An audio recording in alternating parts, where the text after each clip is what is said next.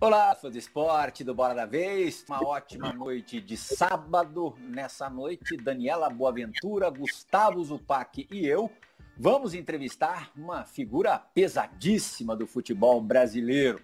Todo mundo que estiver passando agora pela ESPN Brasil certamente vai parar para escutar o que o Felipe Melo tem a dizer. Felipe Melo, de Barra Mansa, embora de manso ele não tenha nada, mesmo pedaço, mesma cidade de Jair Rosa Pinto, outro ídolo palmeirense. Do ponto de vista, digamos, pessoal, ele, Felipe Melo, causa sentimentos, sensações distintas, opostas, mas jogando bola o pensamento, imagino eu, seja uniforme. Difícil encontrar alguém que não considere o nosso convidado de hoje um grande jogador de futebol. E a carreira dele, também pelos números, deixa isso muito claro. Só agora no clube atual, no Palmeiras, são 4 títulos de muita expressão. Campeonato Paulista, Brasileiro, Copa Libertadores e Copa do Brasil. Bom, Felipe, obrigado por ter aceitado o nosso convite. Já estava atrás de você há algum tempo. Você passou aquele período ali se recuperando para jogar pelo menos as partidas decisivas da Copa do Brasil. Conseguiu também na Copa Libertadores, mas mais inteirão na Copa do Brasil.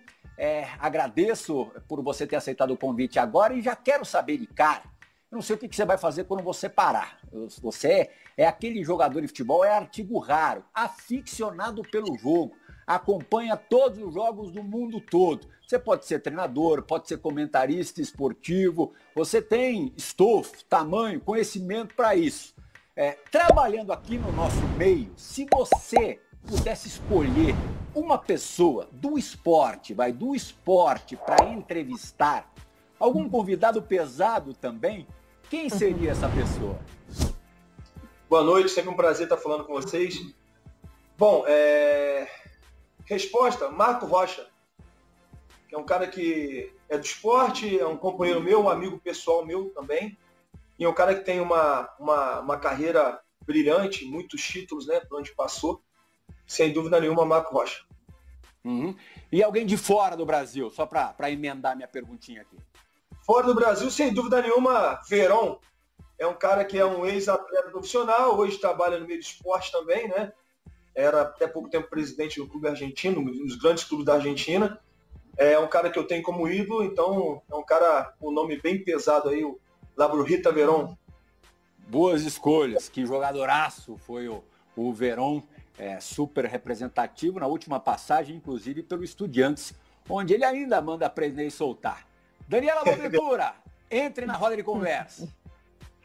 Vamos nessa, Felipe, obrigada. É muito legal conversar com você, porque eu acho que assim, você desperta sentimentos, é o que o Plihal fala, né? A pessoa pode gostar, pode achar excessivo, pode achar você exagerado algumas vezes, mas você não passa despercebido, você não passa batido em nenhum lugar onde você passa, porque você é um cara de personalidade muito forte. E essa tua personalidade, ela foi trilhando um caminho longo, longevo no futebol, e agora a gente está te vendo aí com essa camisa do Palmeiras, numa semana que está se falando muito sobre o teu contrato, a tua idade, e a gente vai, obviamente, destrinchar isso aqui. Mas eu queria começar perguntando como você se sente aos 37 anos, porque eu te olho e eu penso, por exemplo, no Zé Roberto, que jogou bola até os 42. Você se vê assim, ou você acha que a virada está perto?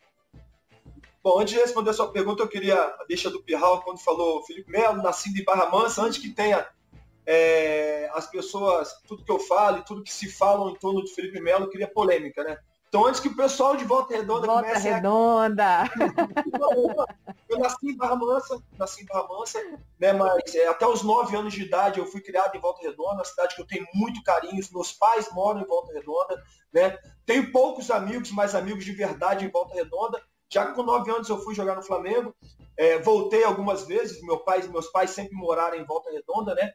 Mas eu tive uma criação, eu comecei a entender quem era o Felipe Melo, foi no Rio de Janeiro, em alguns lugares que morei, Madureira, São Gonçalo, enfim, vários lugares que eu rodei no Rio de Janeiro. Então é bom eu passar e sempre lugar, poxa, ali não falou que nasceu em Volta Redonda, agora não gosta da cidade, não. Tem muito carinho em Volta Redonda, o povo de Volta Redonda, sobretudo é o lugar que os meus pais moram, a CSN, que abriu as portas do trabalho para meu pai. Então, mas eu nasci em Barra Mansa, poucas pessoas sabiam disso. Até porque, né, Felipe, antes de você responder a pergunta da Dani, alguns dias atrás, com aquela marcação do jogo do Campeonato Paulista para a Volta Redonda, você se posicionou, obviamente, não contra a cidade escolhida, se posicionou contra o fato de um jogo do Campeonato Paulista não acontecer em São Paulo, onde você treina e não pode jogar. Só para esclarecer. Exatamente, é isso aí, sem problema nenhum, pelo contrário, muito carinho pela cidade de Volta Redonda, pelo povo ali, né? Como eu falei, tem poucos amigos em Volta Redonda, mas são amigos aí que eu levo para toda a minha vida. Bom,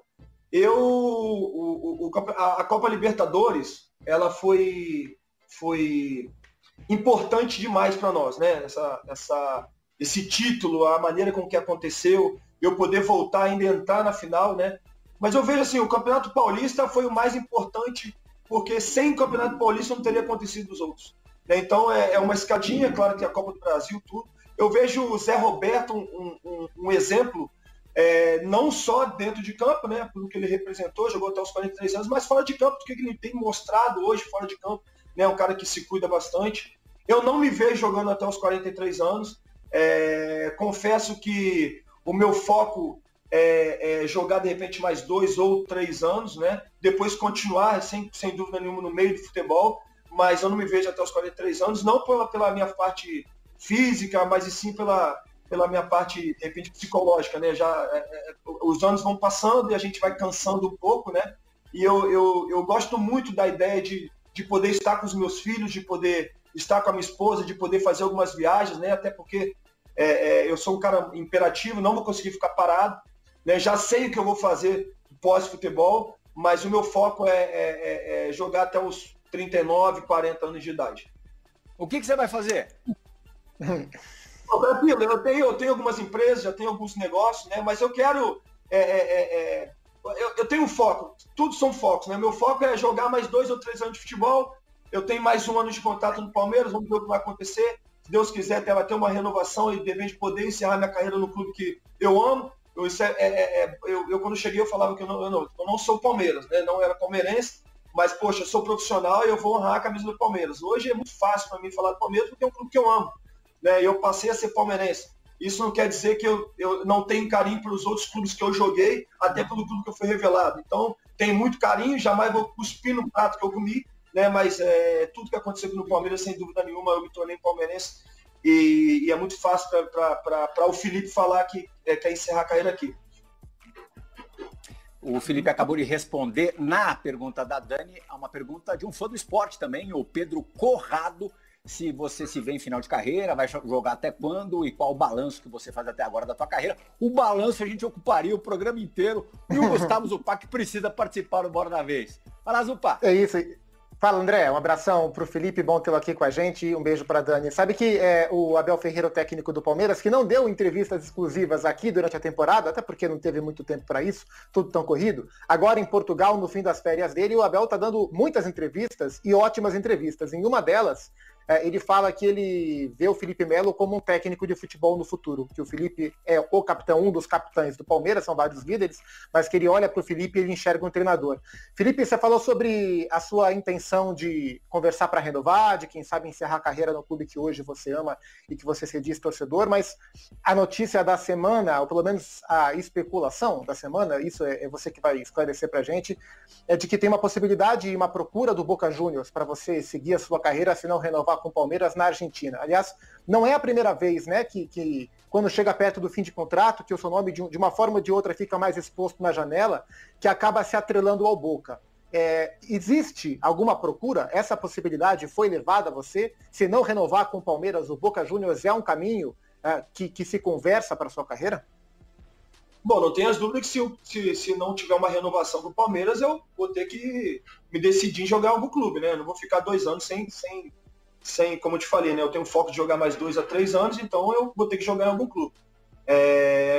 Mas assim, especulações vão acontecer como sempre aconteceu em toda a minha carreira. Agora, eu acho que as pessoas elas têm que ter, sobretudo as pessoas que trabalham na comunicação, têm que ter a responsabilidade de passar para o público aquilo que é verdade.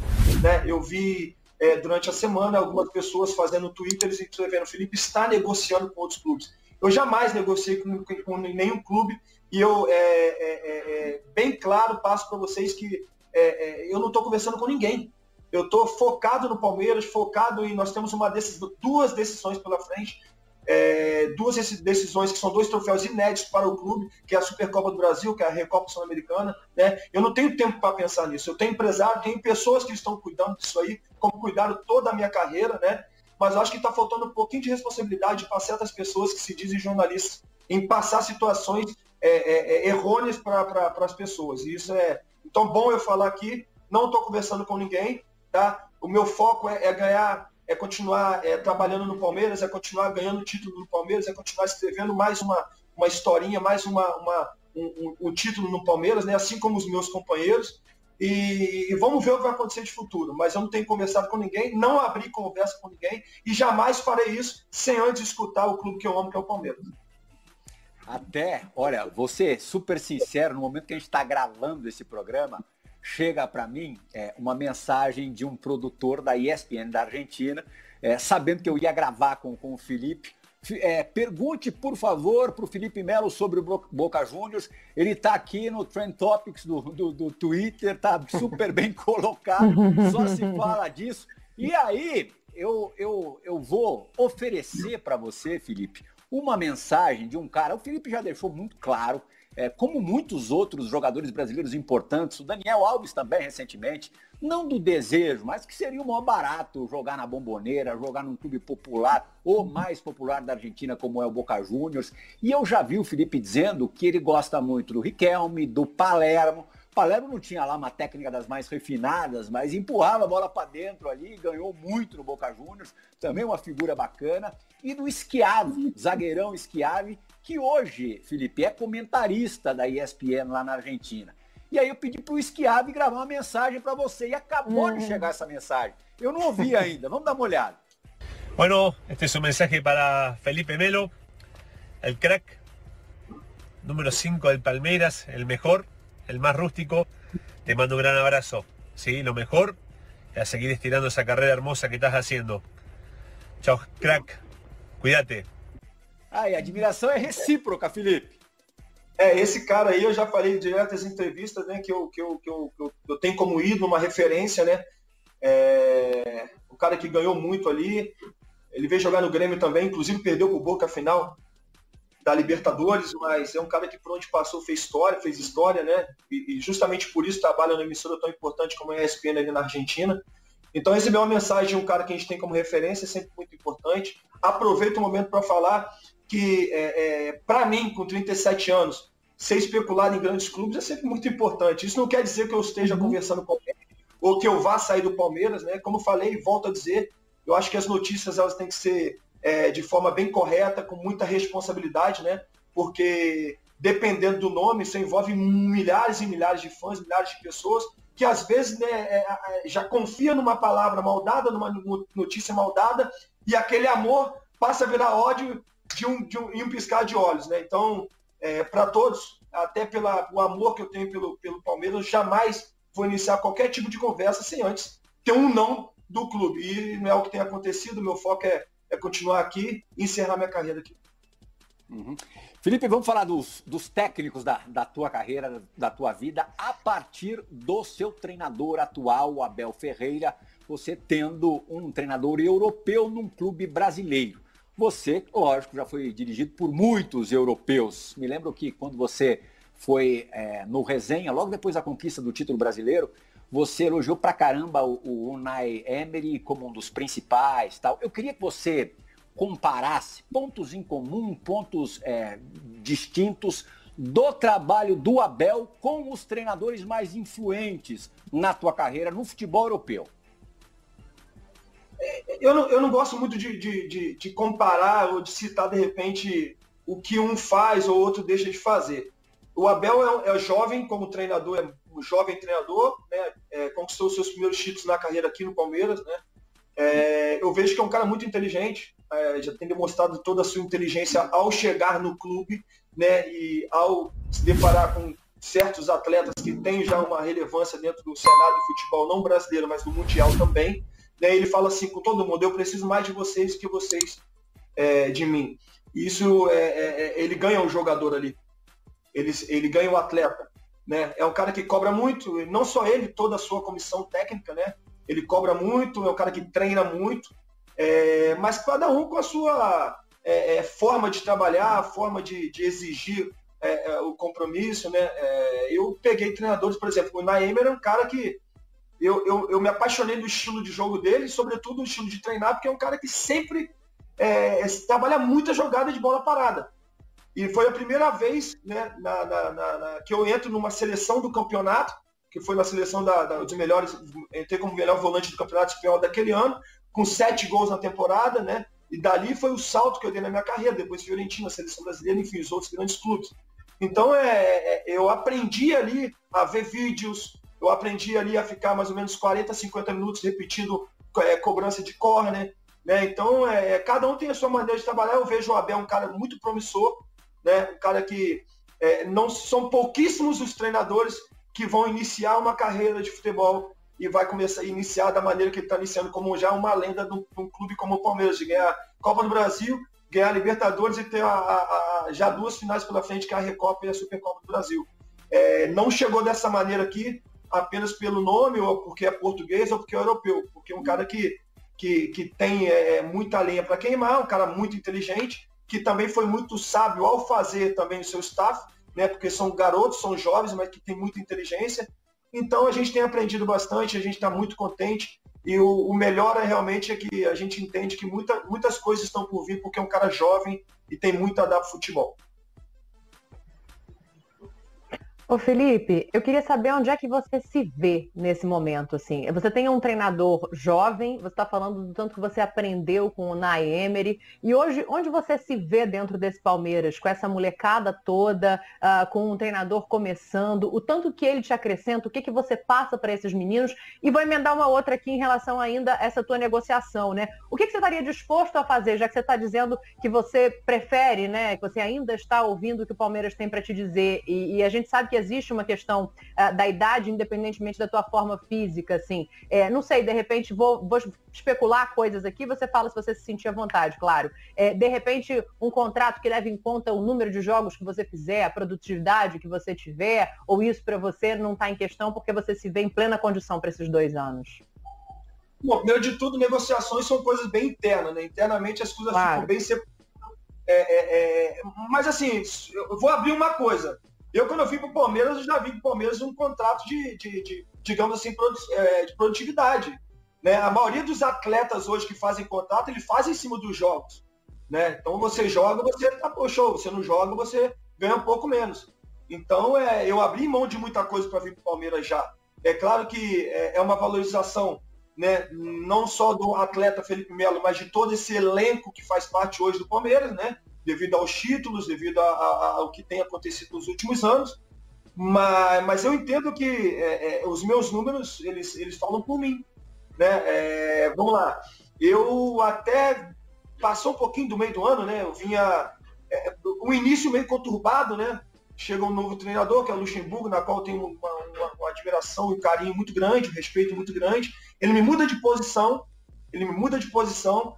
e, poxa, não vai dar, o Felipe não vai jogar nessa posição, o Felipe, caramba, realmente ele mudou porque o Felipe é lento, então, mas acho que não vai dar, poxa, não vai dar para jogar, eu sou eleito o melhor zagueiro do campeonato e entro na seleção do campeonato, craque do campeonato pela galera. Você imagina só, poxa, primeiro ano jogando como zagueiro, eu ganhei esses 2 troféus, campeão paulista em cima do maior rival, machuco na semifinal, nas quartas finais, e volto, na semifinal, fico o primeiro jogo fora, volto o segundo jogo e sou eleito o melhor jogador. Né? Deve ser ruim pra caramba pra quem torce contra pros antes, porque eles ficam falando mal. Aí, a Libertadores, a gente classifica na Libertadores, na primeira fase, como o melhor time do campeonato todo, com o Felipe na zaga. Então, quer dizer, não é que você, desculpa o palavreado, né? Chutou bunda de cachorro morto. Não existe isso em Libertadores. Não existe. Você vem pré-Libertadores, de repente, time grande, que sai com um time pequeno. Ou time pequeno. E é assim, não tem jeito, não só na Libertadores, mas hoje no futebol não tem bobo, como antigamente você ia jogar contra um time e vai ser 5, 6-0. Não existe mais isso. Então eu creio que passou isso aí. O Campeonato Brasileiro, Machuco, né? Já com o Abel, jogando de volante, o Abel quando chega e fala assim, eu vi um garoto hoje, com 37 anos, correndo 10 quilômetros por jogo. Opa, que garoto é esse? Então, assim, enquanto eu estiver dentro de campo, vejo os meus números, o cara que é um dos caras que mais corre no elenco, um dos melhores passes hoje, não só do elenco, mas passes do Brasil, eu vou continuar jogando futebol e eu vou continuar realmente fazendo de tudo para que o Felipe continue sendo valorizado. Zupa, só um segundinho, para aproveitar esse assunto Felipe Melo, zagueiro, porque a gente tem uma pergunta gravada do nosso Jean Oddi, comentarista dos canais esportivos da Disney, que é relacionada a essa passagem que o Felipe teve durante pouco mais de um semestre ali na zaga. Fala, Jean! Salve, Felipe, tudo certo? Cara, eu queria abordar esse seu último ano e a troca de posições ali no Palmeiras com o Vanderlei, né? Quando ele te coloca como zagueiro, ele poderia até argumentar que ia ganhar na saída de bola, mas ele acaba dizendo que como zagueiro você vai passar por menos perseguições e que, portanto, vai ganhar muito do ponto de vista físico. Me lembro que na época você até concordou com essa justificativa, foi para a zaga, acho que jogou bem na zaga, mas quando você volta a jogar como volante, e aí já sem o Vanderlei Luxemburgo, eu acho que você volta num nível ainda superior àquele que você vinha mostrando quando o Vanderlei te trocou de posição. Eu queria saber o porquê disso. Alguma coisa na passagem como zagueiro te ajudou aí nessa volta a ser volante no Palmeiras? Ou teve uma mudança tática aí também pela troca de treinador? O fato é que você volta muito bem, tanto que se machuca e quando se recupera, mesmo ainda não estando 100%, acaba sendo o titular nas 2 finais de Copa do Brasil. E também em cima disso, como que você vê o seu futuro no Palmeiras, a possibilidade de jogar como zagueiro? Você acha isso possível? Agora você quer ser volante e só volante e para jogar como zagueiro só num caso muito especial? Valeu, um abraço. Bom, primeiro de tudo, sou empregado do Palmeiras, né? O Palmeiras pediu para eu fazer, eu vou fazer. Eu já joguei até de goleiro, até pegar pênalti já peguei, né? Então... Na Turquia. O treinador, ele chegou, optou de repente, Felipe, eu vejo você como um grande zagueiro e eu vou te colocar na zaga, sem problema nenhum. Eu falei com ele o seguinte, a única coisa que eu falei, professor, se não der certo na zaga, eu vou voltar para volante e você vai me deixar lutar por um espaço aqui na volância, beleza? Sem problema nenhum. Então, deu certo até o momento. A volta para volante, isso é uma pergunta que vocês, comentaristas de futebol, têm que responder. Mas eu vou dar uma cancha para vocês. Vamos lá. Hoje em dia, no futebol, e eu acho que, sobretudo no Brasil, grandes potenciais se perdem no meio do caminho por causa de um jogo ou 2 jogos. Viram craques, que na realidade não são craques, mas têm potencial incrível para se tornarem grandes ídolos e grandes craques do futebol. Né? Então, de repente, você vê um jogador que tem um potencial incrível. Eu não vou citar nomes, mas tem vários. Né? Que joga 1, 2 jogos, 3 jogos, o cara fez bem, de repente jogou um jogo contra uma equipe da segunda, da terceira divisão, sabe? E o cara foi muito bem, o cara falou, nossa, esse é craque. Mas é normal, o cara é jovem, o atleta é jovem, de repente o atleta deixa um espaço no meio. De repente o atleta ele vai sair lá para roubar uma bola ali na frente. E de repente fazer 1, 2, a bola vem nas costas dele. De repente é uma decisão precipitada por causa da falta de experiência, né? Do pensamento rápido daquele momento que ele vai adquirir isso aí, né? Ao longo da carreira. E isso eu tenho, graças a Deus. Então, a partir do momento que o Felipe volta, eu lembro que foi no jogo contra o Bragantino, e as pessoas falam assim, meu Deus, o time do Bragantino, nossa, o meio-campo do Bragantino rápido pra caramba, ele não vai dar ruim. A gente ganha um jogo de 3-0, eu dou um passe de 60 jardas, que eu costumo falar que são jardas, né?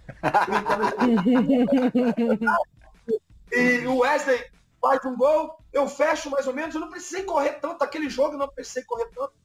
Né? A bola, onde que a bola estava, eu estava ali, por causa da experiência que eu tenho, e saí um pouco mais, porque que inclusive foi eleito o melhor jogador do Campeonato Brasileiro, que é o Claudinho, grande jogador, né? Pouco fez naquele jogo, E as pessoas falam, caramba, voltou melhor. Não, não voltei melhor não.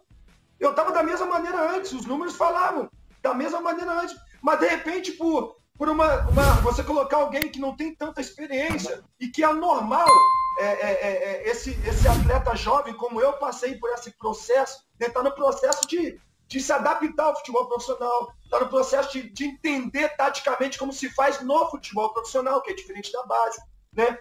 Então, não que eu tenha voltado melhor, eu voltei a fazer aquilo que eu estava acostumado a fazer, mas que as pessoas já não estavam acostumadas a ver dentro de campo. Depois a gente joga contra o Atlético Mineiro, né? Eu lembro claramente que foi o dia que o Abel estava no estádio, o primeiro jogo que ele viu, o Atlético Mineiro do grande Sampaoli, né? Sampaoli que é um grandíssimo treinador, mas que infelizmente não ganhou nada, né?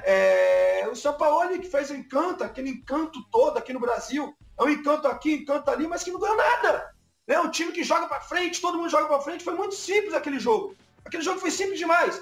O treinador pede assim, Felipe, o Cebola, que começou o cebolismo, dá uma encostada aqui, que eles têm uma linha de 5 lá na frente, você encosta, a gente faz uma linha de 5 aqui atrás também. A gente precisou fazer muita coisa, se não me engano foi 3-0 o jogo, um baita time do Atlético Mineiro, né? Então, aproveita a deixa para falar o seguinte para vocês, nós temos grandes treinadores que aumentaram o sarrafo aqui no Brasil, que são estrangeiros, Jorge Jesus, que é uma lenda no Flamengo, o próprio Abel, dentre outros grandes treinadores que vieram de fora que aumentaram o sarrafo aqui no Brasil. Isso é bom para os treinadores brasileiros. Mas a gente não pode esquecer do nosso produto nacional. Muita gente vem de fora aqui e ganha e tem que bater palma e tirar o chapéu. Mas muita gente vem de fora para cá tentando impor uma situação que aqui não tem, que não existe, e as pessoas batem palma. Como esse treinador, por exemplo, que eu tenho muito respeito por ele, né, pelo que ele faz, mas ele na Argentina ele não conseguiu ganhar nada. O cara que pega a Argentina, o Messi, não sei quem, não consegue ganhar nada, alguma coisa tem. Tá certo? Então, ganhou no Chile, parabéns pelo que ele fez no Chile, mas aqui no Brasil eu vejo muitos outros treinadores que foram muito melhores do que ele, que são melhores do que ele, mas que as pessoas não batem palma, de repente, porque ele é estrangeiro. O Felipe, aproveitando o gancho, deu um gancho para a pergunta que eu vou emendar. Esse treinador, ele por muito pouco não foi o seu treinador, né? Depois que o Mano Menezes saiu, o Andrei terminou a temporada, o Palmeiras negociou com o Sampaoli, por pouco não fechou com ele antes de fechar com o Vanderlei. Você chegou a conversar com o Maurício Gagliotti ou não é o seu papel? Vocês foram questionados sobre essa possibilidade? Porque seria curioso, né? Você tem uma opinião forte, e ela é sua, é absolutamente legítima, sobre a eficiência do trabalho do Sampaoli, e ele poderia ser o seu comandante. Isso chegou a ser diálogo entre vocês em algum momento? Não, isso não faz parte do atleta, né? Se de repente eles ligassem para mim, coisa que não aconteceu, eu daria o meu feedback. Com certeza queria trabalhar com o Sampaoli sim, né? Porque a forma dele de jogar encanta todo mundo, é bom, é sempre bom atacar, né? É muito melhor você atacar do que correr para trás, contra um time que está contra o Atlético Mineiro. Nós vencemos de 3-0 esse primeiro jogo, em casa, mas não foi fácil. Foi muito difícil contra o Santos. Eu lembro que nós ganhamos o Santos no primeiro jogo de 3-0 ou 4-1, não lembro. O segundo jogo nós tomamos um baile lá. Nós tomamos um baile, porque se você não encaixar as peças da forma que tem que ser encaixado, dificilmente você consegue marcar o outro time. Então, é assim com o Diniz no São Paulo também. O São Paulo, quando encaixava o jogo, era muito difícil ganhar do São Paulo. Então, quer dizer, você tem peças, tem grandes jogadores, com um treinador que, poxa, gosta muito de atacar. Eu queria, de repente, poder trabalhar com um treinador assim. Mas eu me vejo um camarada muito mais conservador. Eu acho que se eu fosse um treinador de futebol, eu gostaria de atacar sim, né? Mas o melhor é você não tomar gol. Depois, você tendo um bom time, você vai fazer as coisas acontecer, como tem acontecido com o Abel. Por isso que, poxa, eu tenho gostado demais de trabalhar com ele, porque quando tem que atacar, vamos atacar, fazer gol, mas a gente não pode esquecer também de defender. Então, não chegou para mim, ninguém me ligou, mas seria para mim muito bom também poder ter essa experiência de trabalhar com um treinador que gosta muito de atacar, como é o Sampaoli e como é, no caso, o próprio Fernando Diniz, que é um cara que eu tenho um carinho enorme, que eu joguei com ele no Flamengo, tenho um carinho enorme, espero que ele possa continuar aí, né, em outro clube, como está desempregado agora, mas mostrando o seu grande talento como treinador.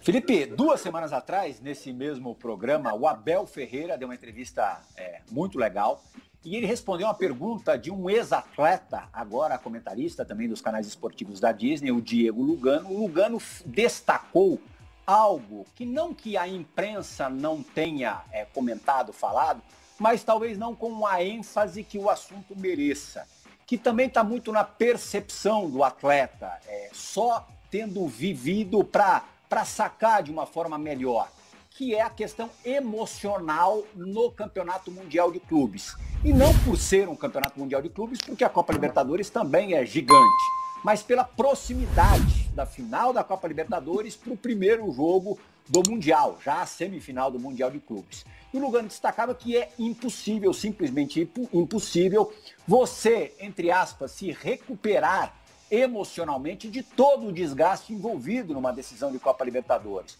É claro que tem a questão física também, viagem e tal, mas isso é menor do que o lado emocional, ainda mais do sul-americano, que desde moleque sonha ganhar uma Copa Libertadores, coloca ali, vislumbra aquilo como algo inatingível, chega lá, conquista, é óbvio, não é nem relaxada, você gasta ali o teu combustível, a tua gasolina. Queria que você falasse um pouco disso, a culpa disso no desempenho ruim do Palmeiras no Campeonato Mundial. Não, sinceramente eu não vejo a culpa no psicológico, eu vejo a culpa na parte física realmente, né? O psicológico ele influencia muito, mas a partir do momento que você sai de um título tão expressivo como é o título da Libertadores, e o título tão almejado como foi, né, por todos os palmeirenses, é a obsessão do Palmeiras, né, a Libertadores. Você vai com um sentimento de caramba, nós fizemos aquilo que se esperava na temporada já foi feito, né? Mas devido à pandemia, foi brutal a forma que foi exigido do nosso aspecto físico, né? E quando eu falo do físico, eu coloco para você também. A gente sai daqui de São Paulo, a gente vai para Doha, e são 5 ou 6 horas, não lembro de diferença, né? E o pessoal começou, a primeira noite de sono foi show de bola. A segunda noite o pessoal começava a dormir 10 horas, já estava batendo aquele sono, a gente brigando, colocava 1 hora da manhã, meia-noite, no máximo, meia-noite estava dormindo, 11, meia-noite. Eu, 4 horas da manhã, eu estava de pé. E 4 horas da manhã eu estava de pé, soltando fogos, que eu consegui dormir bem pra caramba. Eu lembro que 7 horas da manhã, quando abri o café da manhã, estava todo mundo lá no café da manhã. Então, quer dizer, a gente estava tocando a noite pelo dia. E isso é muito complicado. Enquanto a gente pega o time mexicano que teve, ao invés de 80 jogos na temporada, 40 jogos na temporada. Chegaram, já tinha uma semana. Você pega o Bahia que estava do lado, praticamente. Né? O outro próprio time que nós perdemos nos pênaltis, o time do Egito, o pessoal estava ali perto. Inclusive tinha torcedores pra caramba deles lá dentro do estádio. Então, não foi fácil nesse aspecto, foi muito difícil, né? Eu lembro que o segundo jogo eu joguei, assim, quando eu vi os meninos que estavam já cansados, eu falei, cara, os meninos estão cansados, imagina como é que nós aqui que temos um pouco mais de experiência, mais vivência no futebol estamos. Então, essa foi bem complicado, não tivemos muito tempo, né? E não tem nem condições de nós colocarmos culpa em ninguém, porque a pandemia realmente fez com que isso acontecesse, né? E nós fizemos o nosso melhor. Graças a Deus nós voltamos, né? E demonstramos realmente mais uma vez o nosso valor ao vencermos a grande equipe do Grêmio, a Copa do Brasil. O Plihal fala da parte emocional e aí você vai para a parte física nesse Mundial, né? Eu vou voltar um pouco nessa parte emocional porque eu queria saber onde que ela já entrou na tua carreira, onde que você acha que ela fez diferença, e vou voltar no tempo para a gente falar um pouquinho dos estigmas, né, do que passou.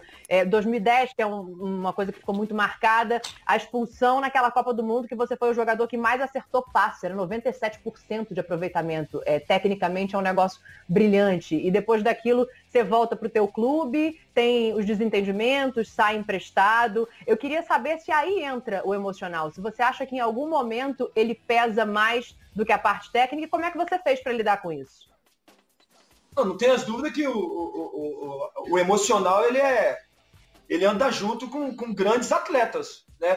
O atleta que tem a parte emocional ela bem trabalhada são os grandes atletas. Você pegar Ronaldinho Gaúcho, Messi, Cristiano Ronaldo Fenômeno, né? Caras que foram os melhores são os caras que têm a psicológico bem trabalhado, o emocional bem trabalhado. Então, mas isso aí você vem sem dúvida nenhuma com os anos se passando, com a idade chegando. Claro que você vai amadurecendo a cada dia que passa. Né? Por exemplo, você citou o Mundial de 2010. O Mundial de 2010 foi muito bem, o time muito bem, depois de ganhar a Copa das Confederações, Copa América, resgatar o torcedor brasileiro, aquele amor que tinha o torcedor brasileiro, né, de voltar nos estádios, torcer. Nós conseguimos, essa seleção conseguiu isso com o Dunga, né? E, infelizmente a gente perdeu aquela final. Entrou um pouco psicológico? Entrou, mas não creio que o psicológico tenha sido a peça principal na nossa eliminação. Perdemos porque no futebol você pode ganhar e pode perder, e infelizmente naquele jogo a gente perdeu. Livro, página, que é uma outra página, volto para o meu clube, a Juventus, né? E depois de alguns anos eu queria ter uma... Felipe? Você acha que virou a página mesmo? Vira, a partir do momento que acaba a Copa do Mundo, a página vira sem dúvida nenhuma. A página vira e que você vai... Aí as grandes pessoas, os grandes homens, os grandes atletas, o que eles fazem? O que a gente pegou de errado? O que a gente fez de errado aqui? Opa, vamos pegar e vamos absorver isso aqui, né? Pra gente, no futuro, a gente não cometer esses erros. Né? Eu cometi vários, eu fui expulso muitas vezes na minha carreira, espero não ser mais, né? Espero não ser mais, mas cartão amarelo vai ser muito difícil falar que vai tomar, porque eu acho que cartão amarelo do Felipe Melo, eu vou ter que fazer até uma palavra com o cartãozinho amarelo, porque, apesar de ter ser bem sincero, desse último ano, mesmo com a lesão, eu tomei poucos cartões amarelos, né? E isso aí entra aquilo que o Pior tinha perguntado ontem, onde é que você entra nisso aí? Você perguntaram, onde é que entra nisso aí de você aprender? A cada ano o futebol ele te ensina. Se você quer aprender, você tem para aprender no futebol o resto da sua vida. E eu aprendi, de repente, de cortar um caminho ou outro para não tomar um cartão amarelo. Mas voltando ali na Europa, naquele momento, página virada, volto para o clube, volto para a Juventus, né? E eu lembro que eu sentei com os dirigentes, com o treinador na época da Juventus, e ele falou, o Pilo chegou, você com o Pilo e tal. Eu falei, cara, eu não quero ficar aqui. Não, mas como eu não quero? Eu não quero ficar aqui. E naquele momento ali, o Leonardo me liga, do Paris Saint-Germain, já estava tudo certo para ir para o Paris Saint-Germain, o Juventus me emprestar para o Paris Saint-Germain, né? Até que ele me tem uma ligação do Tafarel, e eu prefiro ir para a Turquia por causa daquilo. O Tafarel, cara, vem conhecer pelo menos que você vai ficar por aqui. Eu fui conhecer e realmente me apaixonei por tudo aquilo que o torcedor turco representa para o futebol, não só turco, mas futebol mundial, aquele amor, aquela paixão, e eu precisava daquilo dali. Então foi muito importante eu ter passado pela Turquia. Como eu falei, página virada, e a gente, com a idade, o psicológico vai melhorando, a gente vai trabalhando essa parte nossa, realmente. E por isso hoje eu tenho, de repente, eu posso conversar com os meninos, eu posso passar para um e para outro, porque eu passei por isso, né? Então eu tenho propriedade para falar sobre isso com eles. Então, ótimo, show de bola. Vejo que a maioria vai passar por esse problema do psicológico, né? De repente, um ou outro vai passar mal antes do jogo, o outro vai ter uma dor de barriga ou outra, né? Mas isso faz parte, é muito importante isso aí. Eu sinto isso. Antes do jogo da final da Libertadores, eu dormi pouco. Na final da Copa do Brasil, dormi muito pouco. Na final do Paulista, dormi pouco. Não importa, mas dormi pouco. Fomos lá e quando eu vi que eu ia jogar o jogo de terceiro lugar do Mundial, caramba, começou como o Abel fala, as bolinhas dentro. E enquanto o jogador tem essas bolinhas dentro que está mexendo, que move o jogador, que move o atleta, e realmente isso aqui vai melhorando. Felipe falou sobre os cartões amarelos, eu vou dar aqui os dados completos. Essa última temporada não foi a que o Felipe recebeu menos cartões no Palmeiras, mas foi aquele teve a melhor média, o menor número de cartões por minutos jogados. Um cartão amarelo a cada 3 jogos. Essa foi a melhor média do Felipe no Palmeiras, foram só 13 cartões amarelos, nenhum vermelho. Só para ter uma ideia, em 2018, era um cartão amarelo a cada 1,9 partidas disputadas. Foram 27 cartões amarelos e 2 vermelhos. Então, 2 temporadas depois, 2 anos mais velho, teoricamente mais difícil para marcar como volante, ele teve os números. Felipe, queria falar contigo sobre pandemia. Vocês têm medo de pegar? Vocês têm medo de morrer ou de passar para os familiares? Qual que é a conversa de vocês no vestiário? Vocês, jogadores, têm uma situação de proteção muito maior, muito melhor do que o cidadão comum, por tudo que os clubes podem oferecer em termos de infraestrutura. Qual é o papo entre vocês no vestiário? Isso é algo que aflige vocês? Vocês se veem em risco? Olha, eu vou falar por mim, tá? Eu não tenho medo de pegar o vírus, assim como eu não tenho medo de morrer. Né? Todo mundo tem sua hora, tem seu momento, na hora que chegar, né? Mas eu tenho medo de que os meus filhos estejam expostos ao vírus, de que a minha esposa, os meus pais, a minha avó, né? Eu tenho medo de perder qualquer um deles. Então, eu entendo que o jogador de futebol, ele tá, digamos, mais guardado do que os outros, mas também está mais exposto do que os outros por causa das viagens, né? As viagens, elas expõem muito, a gente vai, tá num país, tá em outro país, aeroporto, né? Então, mas eu vejo com que o protocolo, os clubes têm seguido o protocolo à risca, né? Das autoridades, e isso é muito importante.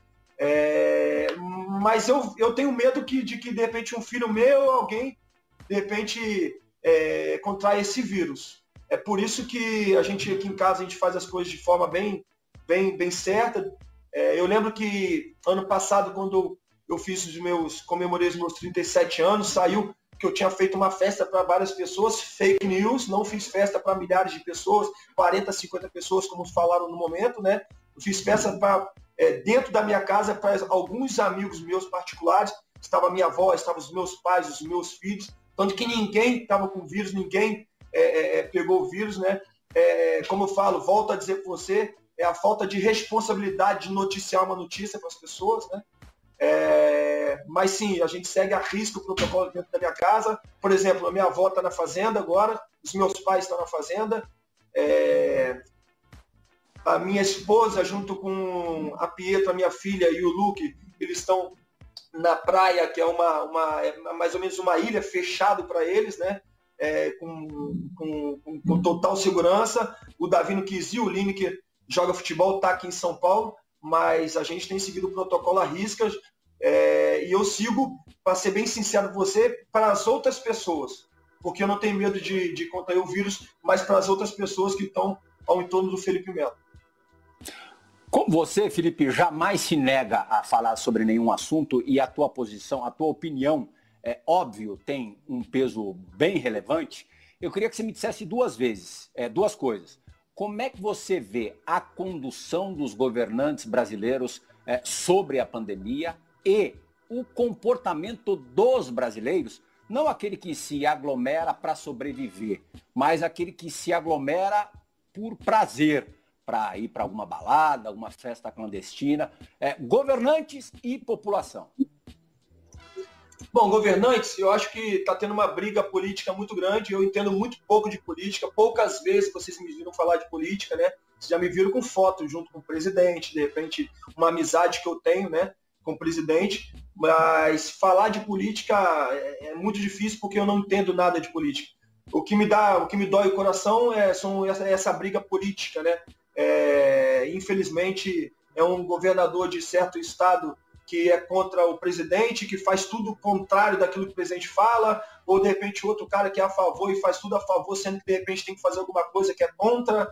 Então, essa briga política realmente tem matado muito mais a nossa população do que propriamente o vírus, né? É claro que a gente vive um momento de pandemia e isso me entristece o coração quando eu vejo governantes, pessoas ali que falam muito que nós temos que ficar dentro de casa, mas que na realidade estão saindo para viajar, saindo para fazer baderna, fazendo festas clandestinas. Isso é triste porque nós temos pessoas realmente que precisam trabalhar, nós temos pessoas que precisam realmente de trazer o pão de cada dia para dentro de casa, né? E a gente não pode esquecer, eu ajudo várias comunidades, graças a Deus, Deus muito me dá, e eu sou muito cobrado pelo aquilo que Deus me dá, então a gente procura ajudar as pessoas, né? E eu, quando eu ajudo muito de coração. E essas pessoas que a gente ajuda de comunidade, eu tenho visto muitas pessoas tirarem as suas próprias vidas, né? E isso é muito triste. De repente, uma pessoa que vê o filho que está passando fome fala, cara, eu não aguento mais. O cara vai lá e se joga na ponte, né? Então, o vírus tem matado muita gente. Nós temos que tomar muito cuidado com o vírus, mas nós temos que tomar cuidado também com a fome, nós temos que tomar cuidado com a pobreza, nós temos que tomar cuidado com as pessoas que têm que sair para trabalhar, né? Então, é um momento de união.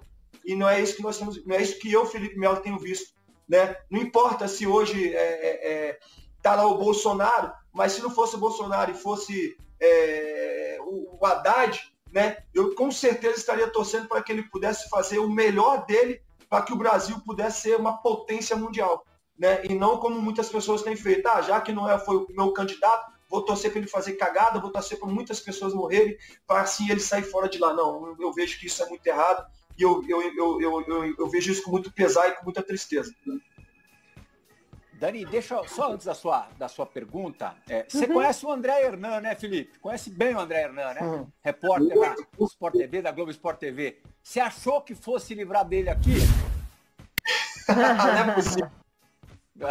Até aqui ele aparece. Gentilmente aparece. Pedi para ele uma pergunta. O pessoal da Globo liberou. Agradeço a galera da Globo, e o André Hernan vai agora fazer uma pergunta para o entrevistado que ele conhece muito bem. Fala, Plihal, tudo bem? Que prazer estar aqui participando do Bola da Vez. É um programa que eu sou telespectador, que eu sou fã, desde muito antes de virar jornalista, eu já acompanhava o programa aí na ESPN Brasil, e para mim é uma honra poder estar participando hoje e mandando uma pergunta para o Felipe Melo. Aliás, o Felipe, da minha carreira como repórter, talvez tenha sido um personagem que eu mais consegui tirar boas respostas na saída de campo nos jogos do Palmeiras. E eu queria perguntar para o Felipe. Ultimamente o Felipe tem dado poucas assim declarações um pouco mais fortes, né? A gente está vendo um Felipe um pouco mais tranquilo. Felipe está se preparando um pouco mais assim antes de responder, está refletindo um pouco mais. Não vou nem dizer um Felipe paz e amor, mas é um Felipe assim mais tranquilo, pensa mais, reflete mais antes das declarações. Um abraço a todos. Hernan é um grande cara. O Hernan e o Felipe Melo é a prova viva de que, de repente, se você é a favor do governo ou não, vocês podem ser amigos, né? O Hernan muitas vezes critica, e não por isso eu deixo de ser amigo dele, porque cada um tem seus ideais, cada um pensa de uma maneira e vem respeitado, né? Eu lembro quando eu dei várias entrevistas, de repente mandando força pro presidente, uma coisa ou outra, fui criticado, mas duramente criticado, mas não pode. Cara, e assim, eu não estou fazendo aqui campanha para um, campanha para outro, naquele momento, né? Não fiz, foi apenas um abraço que eu mandei. Mas enfim, que a gente está aqui para falar de futebol, política à parte, eu espero realmente que o nosso Brasil ele cresça e que, em nome de Jesus, esse vírus vá embora, porque realmente tem levado muitas pessoas aí que a gente conhece, pessoas próximas. Bom, eu tenho pedido para Deus muita sabedoria. Existe no meu modo de pensar, uma diferença entre sabedoria e inteligência. Inteligência, o cara já nasce inteligente. Né? Muitas pessoas nascem com essa inteligência, e o cara vai estudando e vai adquirindo ainda mais a inteligência. Sabedoria, para mim, ela é divina, ela vem de Deus. E eu tenho pedido a cada oração minha que Deus me dê mais sabedoria para poder falar, para poder pensar e ter um pouquinho mais de tempo para responder, né? Ao invés de repente, fazer o que eu fiz na minha coletiva no meu primeiro dia no Palmeiras, na qual eu quis passar uma situação e acabei falando uma besteira, que foi aquele negócio da tapa na cara de um, tapa na cara de outro. Eu lembro com pesar disso aí, né? Com responsabilidade, Felipe. Com responsabilidade, exatamente.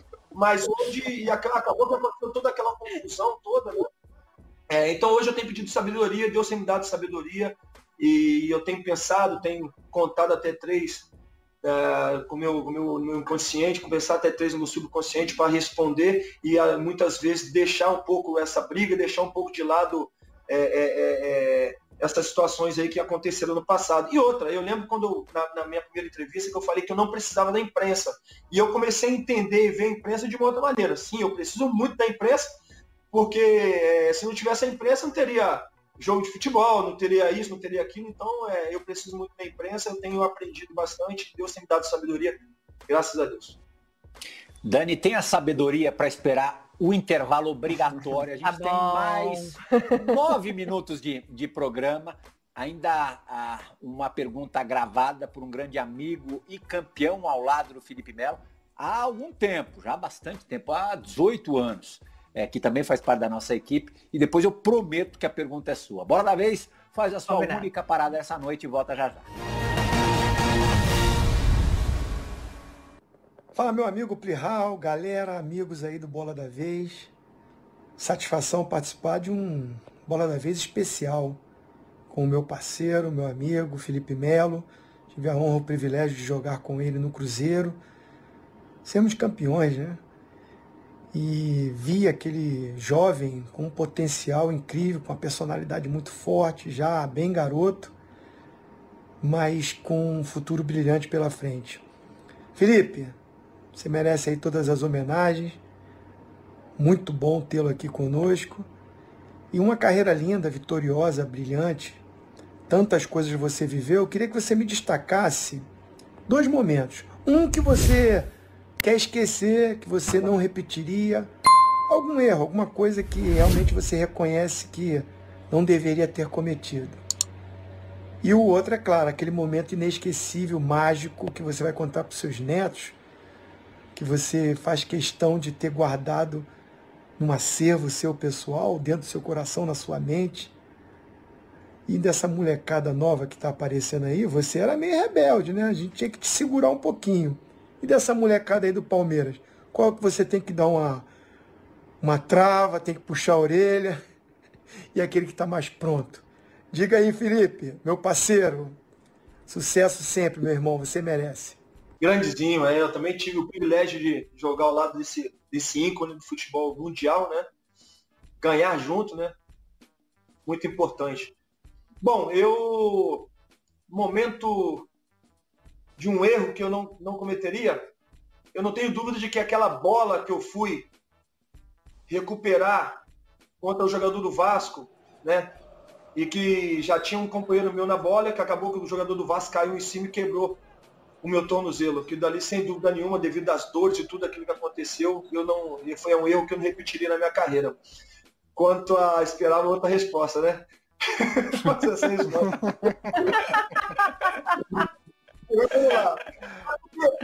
Vamos lá. Erros, assim, eu vejo que erros também fazem parte do processo para você estar pronto num dia. Né? Ou de aprendizado, de melhora, de tudo, faz parte do processo. Então, eu cometi muitos erros que eu não cometeria, mas que foi muito importante tê-los cometido em seus momentos. Para quê? Para que, de repente, no futuro, eu pudesse estar mais pronto, como eu estou mais pronto hoje. Então, eu agradeço a Deus até pelos erros. Agora, no momento bom, não, assim, eu sempre tive um sonho de ser campeão com a seleção brasileira, né? Então, você levantar um título tão expressivo como é a Copa das Confederações, né? Porque foi Chita, a Copa das Confederações, da maneira que foi ali, né? Para mim foi um ápice da carreira. Mas aí, se você colocar clubes, eu tenho muitos outros. O Galatasaray foi campeão de coisa muito importante, né? No Palmeiras aqui, poder erguer o troféu da Libertadores, de poder erguer no mesmo ano o troféu do Campeonato Paulista e da Copa do Brasil, sem dúvida nenhuma, marca toda uma trajetória. Né? No Cruzeiro, eu lembro que garoto ainda poder ser campeão brasileiro com grandes ídolos, né, do futebol. Então, não tem condição de eu poder falar só um ou outro momento marcante, nem tampouco erros, porque foram vários erros e são vários momentos marcantes, e eu espero que continue acontecendo também os momentos marcantes. Né? Agora, quanto aos meninos, eu vejo que os meninos, eu não posso falar um ou outro, os meninos eles são outros tempos. Né? Na minha época, a gente falava muito menos, mas são outros tempos. Na minha época, tampouco tinha celular, internet, todas essas informações que hoje as crianças têm, eu vejo dentro da minha casa, né? Meu filho fica dentro do quarto, sai do quarto com uma informação. Eu falei, não, calma aí, como é que você sabe disso aí? Onde foi isso?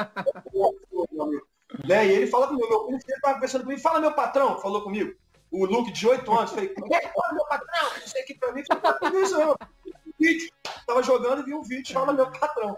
Então, quer dizer, aproveito aí também, né, para quem tem filho pequeno, tomar bastante cuidado, né, porque a internet ela veio e a internet ela pode abençoar, mas ela pode também amaldiçoar. Tem muitas pessoas também que estão usando a internet para fazer a maldade, para fazer coisas ruins com criança, então eu tomo bastante cuidado com isso. Agora, os meninos ali no Palmeiras são meninos formidáveis, são meninos com potencial incrível, todos eles, o Patrick de Paula, o Danilo, o Wesley, o Gabriel Menino, o Renan, enfim, eu não vou falar todos, senão vou esquecer. Agora tem um goleiro jovem também, o Vinícius, que para mim tem um potencial incrível também.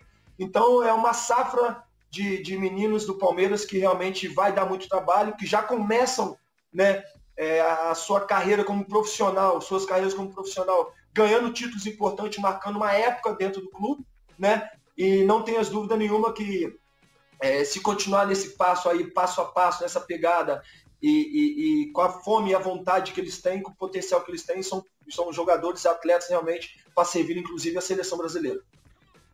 3 minutinhos de programa, imagino que seja a última pergunta. Perdão, Gustavo Zupac, Daniela Boaventura. Sem problemas. Não é por acaso, viu? Sabedoria para esperar a minha hora. Eu tenho algumas coisas para dizer aqui para fechar. Felipe, o que eu mais gosto em você, o que eu mais admiro em você, além do teu futebol, é que você é de carne e osso. Você é uma pessoa que não tem vergonha dos seus erros, como você acabou de dizer. Você não tem vergonha dos seus excessos. Independentemente de concordar politicamente, de concordar com outras posições, eu gosto de gente que se posiciona. E você é esse cara. Só que tem uma questão aí que eu queria que você respondesse agora. O Pitbull.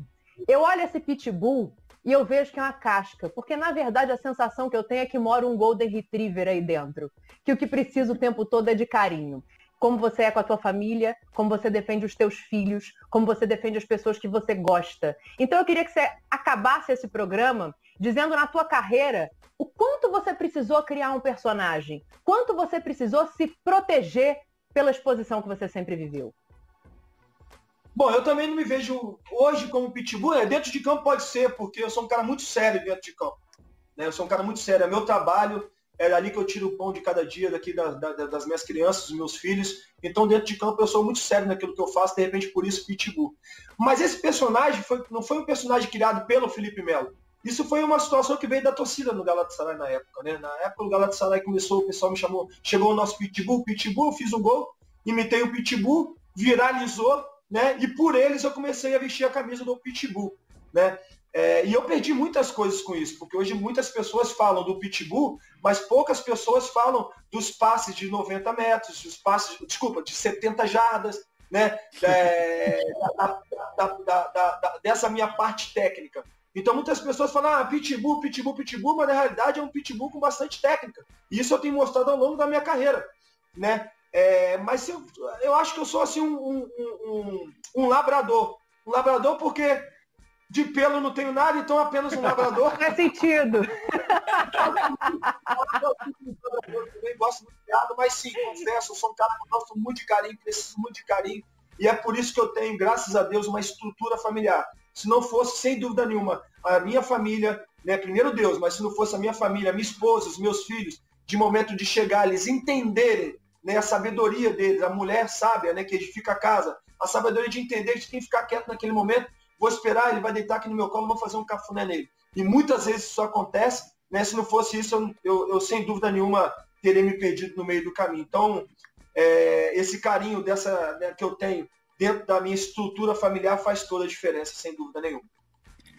Muito obrigado, Felipe Melo, Daniela Boaventura, Gustavo Zupac. Viu, fã do esporte? O cara faz parecer um passe de 70 jardas, um passe de 7 metros e faz parecer uma entrevista de 60 minutos numa entrevista rapidíssima de, 5. Rapidinho, passa depressa demais. Por isso, volte sempre, Felipe Melo. Fã do esporte, você também. Espero por você na semana que vem, sábado da semana que vem, com outro Bora da Vez. Tchau, gente!